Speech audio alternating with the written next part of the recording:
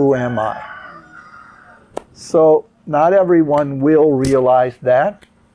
But when we realize that, I think first we have to get off the treadmill. We have to go time out, slow down. Maybe the question, who am I, is the question, what do I want? What do I like? What do I value? What do I prioritize? Who am I drawn to? What are the things that represent what I desire in my life, you see? Comes to mind here, this story that you've discovered, being a high achiever, high performer. I had, a version of that, not to the extreme. Like my parents, like my mom consciously tried to create this environment for just being, and she kept telling me, like, you don't have to study so hard. She would actually, tell me, like, don't do your homework, come on, just take a day off. Like, she would encourage me to do that, but of course that's not how it works, like not with words, not when you're already in teenage years.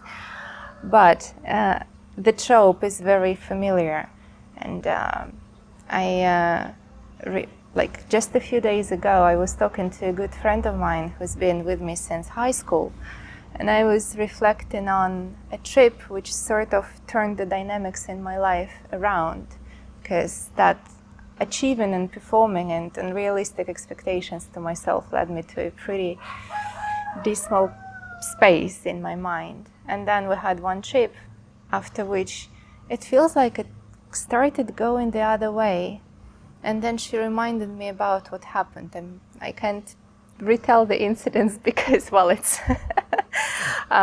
she asked me not to. But the friend, she's always had a different value system. So when I would talk about my ambitions and getting a job and getting a degree, she would do something on purpose, yawn or sneeze, or like her body would literally indicate her disapproval of those values. And through her reactions, I think that I subconsciously started to understand that, okay, this is not the only way. Like, this person in front of me is indicating that something is not going well. Like, she has these reactions, very physiological reactions to what I'm telling her. And that was so valuable because I feel like talking to her actually started turning it around for me. And so I guess what I wanted to say is that it might be really important to surround yourself with people who share different values. And it's often difficult because if a person goes to college, they would have this bubble of people who all have the same ambitions. And finding some places to connect with people with alternative lifestyles, and I feel like Hoi An is definitely one such place, could be really helpful. Just to have somebody to reflect something different to you. Oh, is that the process of recover yourself or just discover yourself? Sorry? Is that the way you want to recover yourself, or you want to discover something from yourself?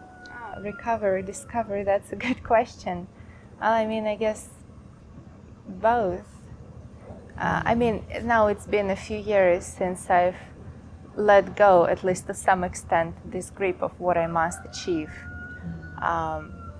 But I feel like I'm struggling with it still, because I started my second bachelor's, and it is all coming back, like I have to do more, I'm not studying enough, I'm going to fail. And so it's still with me, and I'm really happy that I'm here now, because I get to interact with people with alternative lifestyles, and it's a very good reminder that my life is not about some function. And One way